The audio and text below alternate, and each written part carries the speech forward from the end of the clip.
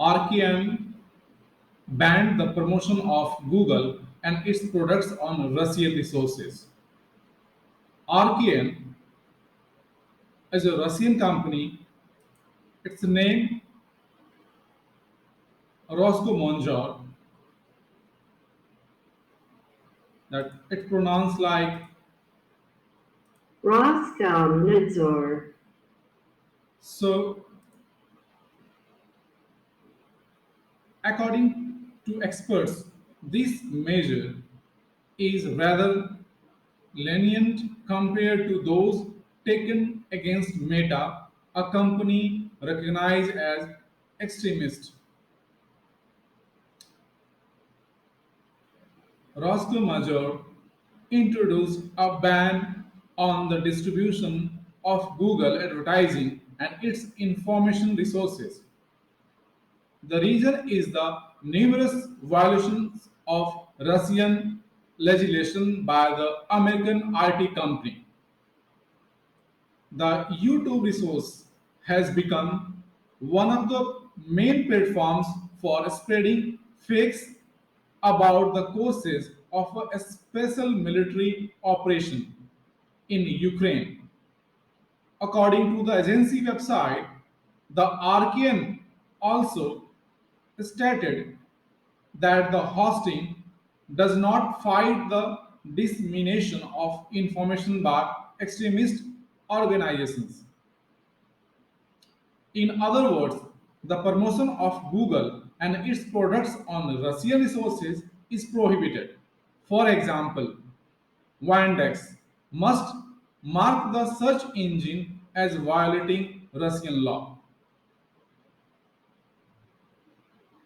The measures are quite mild compared to the products of the Meta company, which is recognized as extremist in Russia, says German Klimenko, chairman of the board of the Digital Economy Development Fund. German Klimenko, the chairman of the board of the Digital Economy Development Fund, says the law on lending contains a large list of measures. For example, our search engines, of which we have exactly one, as I understand it. In the legal sense of the word, this is Yandex. It is forbidden to publish Google ads. In the issue at the request of Google and its information resources, there will be a note that is violates Russian law. And the second part, if suddenly Google wants to advertise in Russia together with its information resources, hang a poster somewhere or buy advertising on television, then this is also prohibited. How effective this is, I don't really understand, because YouTube has already refused monetization. We can't place ads in AdWords. Roscoe Monjor choose probably one of the mildest measures. It is unlikely that anyone is looking for a Google or YouTube request directly in Yandex. According to Roscoe Monjor, RKN, YouTube did not remove about 12,000 banned materials, and Facebook was recognized as an extremist organization for less. Why Roscoe Monjor chooses such measures, in my opinion, a little strange is unclear, except that root YouTube is not yet ready to accept traffic. My apologies.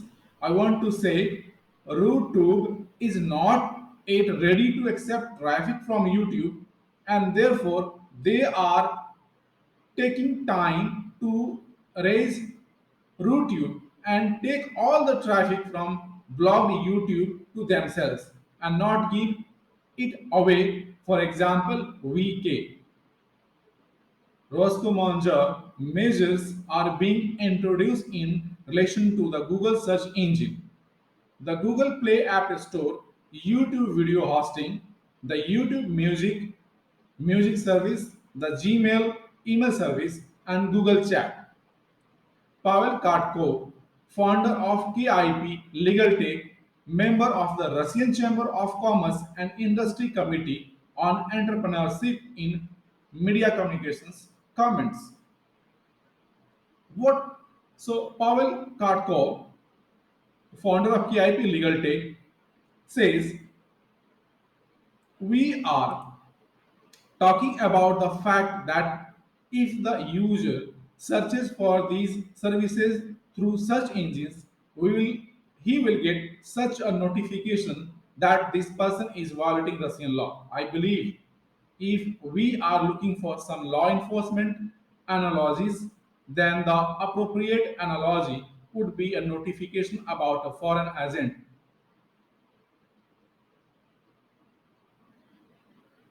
So which states that this information is being disseminated by a person recognized as a foreign agent. As for the measure banning the distribution of Google advertising and its information resources as an object of advertising, the essence of these restrictions follows from its one wording.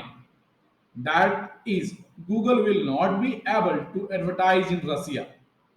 In fact, this is such an advertising and information blow, which in fact was not the first to be dealt by Roscoe but by YouTube, which some time ago, as part of the sensations policy, limited the opportunity for monetization of Russian bloggers. Facebook and Instagram also limited ads to Russia before they were blocked. Therefore, in a sense, this is such a similar action of theirs, a response, but no longer based on sensations or counter sensations, but as the department wrote on unreliable in its opinion information that Google disseminates. Windex told RBC that they have not yet received an official decision requiring them to take any measures in relation to Google resources. Roscoe also reported that since April 2020, video hosting has blocked accounts and content of Russian media about 60 times, including Russia Today, Russia 24, Sputnik, and others.